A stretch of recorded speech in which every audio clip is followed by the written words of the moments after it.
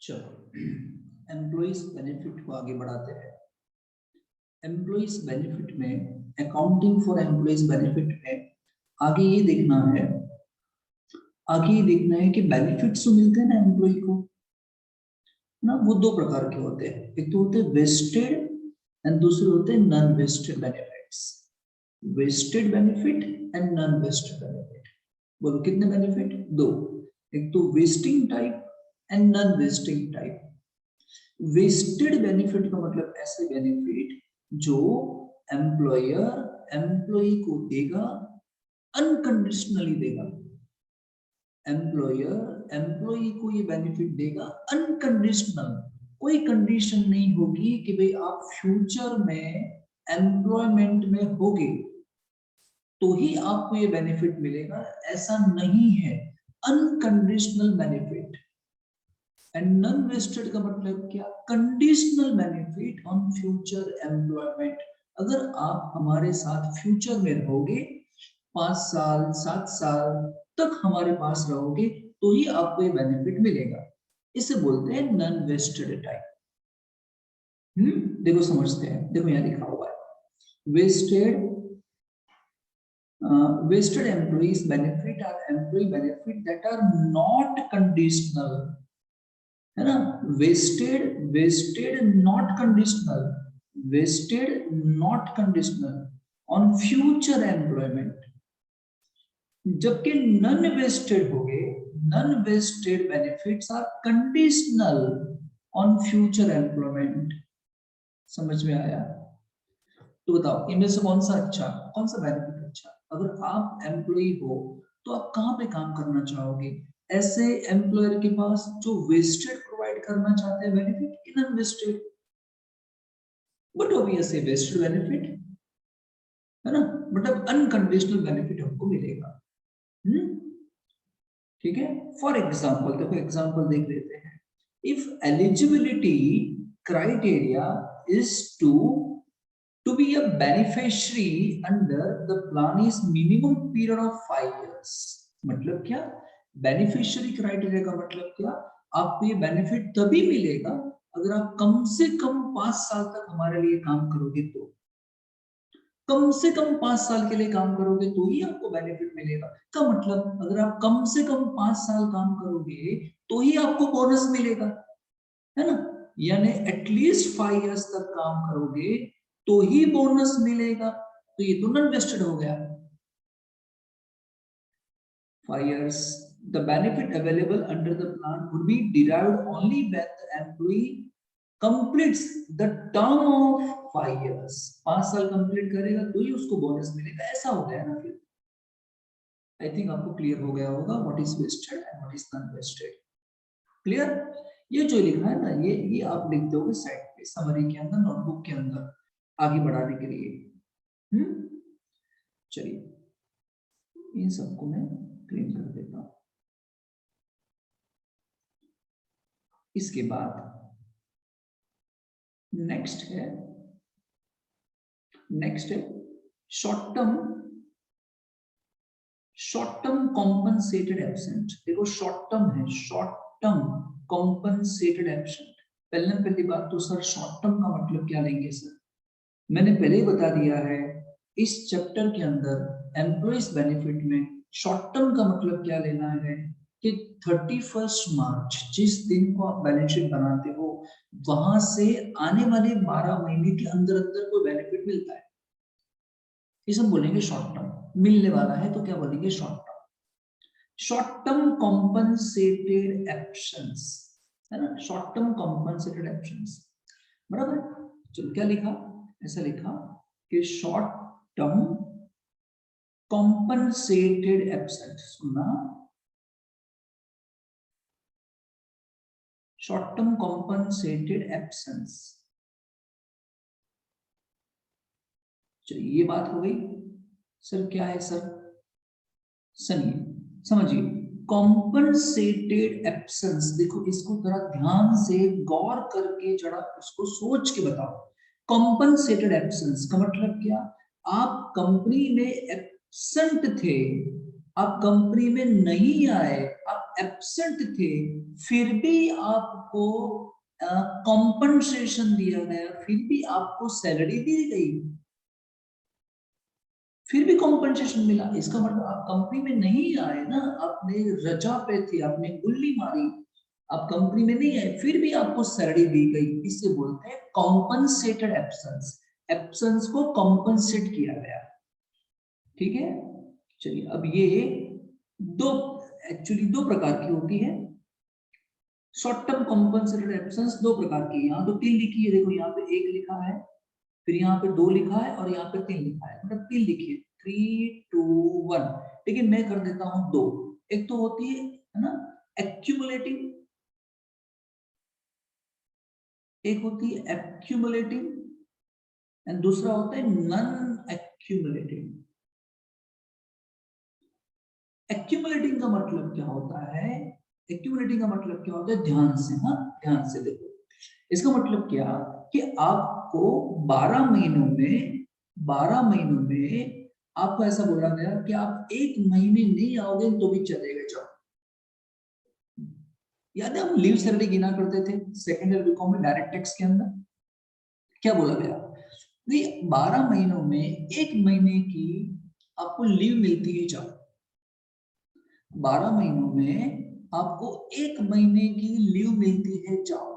आप नहीं भी आओगे ना, है ना, तब भी आपको कॉम्पनसेट किया जाएगा।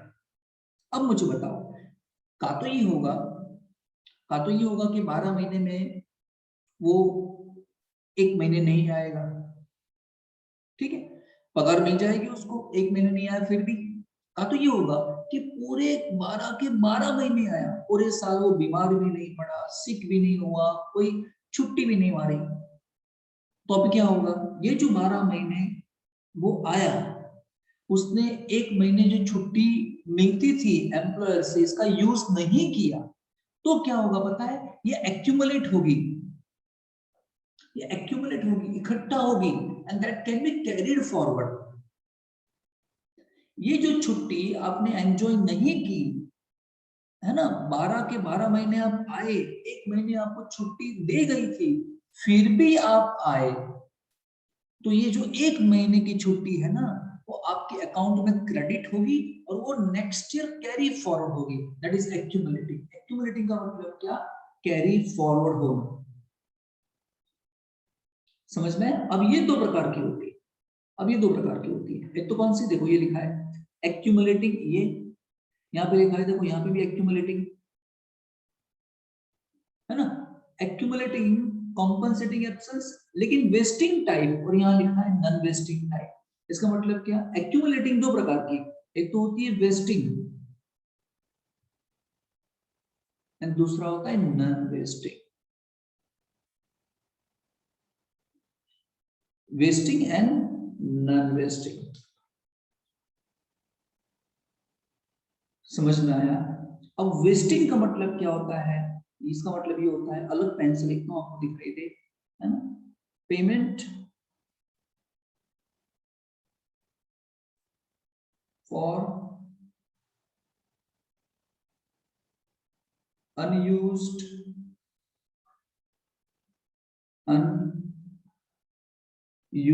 leave on leaving job, जिसको हम पॉपुलरली बोलते हैं कि earn leave,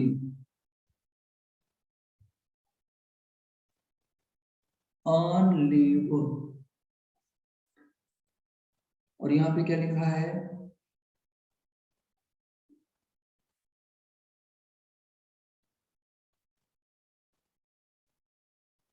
no payment, no payment of unused leave